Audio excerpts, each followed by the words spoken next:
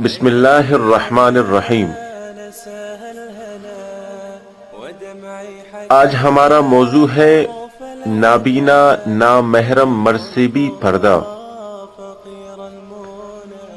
حضرت ام سلمہ رضی اللہ تعالیٰ عنہ سے مروی ہے کہ وہ رسول اللہ صلی اللہ علیہ وسلم کے پاس تھیں اور حضرت میمونہ رضی اللہ تعالیٰ عنہ بھی آپ علیہ الصلوۃ والسلام کے پاس تھیں کہ اچانک حضرت عبداللہ بن مکتوم ایک نابینا صحابی ہیں، وہ تشریف لائے۔ جناب رسول اللہ صلی اللہ علیہ وسلم نے ان سے فرمایا، ابن مکتوم سے پردہ کرو۔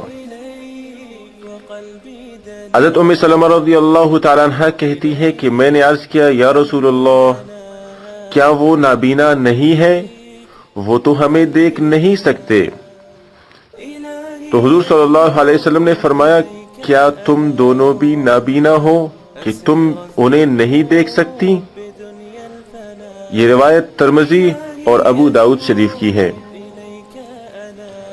تو میری درخواست ہے امت کی ماؤں اور بہنوں سے کہ اللہ کے نبی صلی اللہ علیہ وسلم نے اس حدیث شریف میں امہات المؤمنین کو تنبیہ فرمائی اور منع فرمایا اور یہ حکم دیا کہ آپ پردہ کریں، تو کیا یہ حکم ہمارے لیے زیادہ اہمیت نہیں رکھتی؟ حضور صلی اللہ علیہ وسلم کے ارشادات، ایسے ارشادات ساری امت کے لیے ہیں، تو اس پر غور کیجئے۔ اور پردہ ایک اللہ کا بڑا حکم ہے، اس حکم کو پورا کیجئے۔ اس پر عمل کرنے سے ہماری دنیا آخرت بنے گی۔ اللہ ان باتوں کی صحیح سمجھ نصیب فرمائے ہم سب کو۔ والسلام علیکم ورحمۃ اللہ وبرکاتہ۔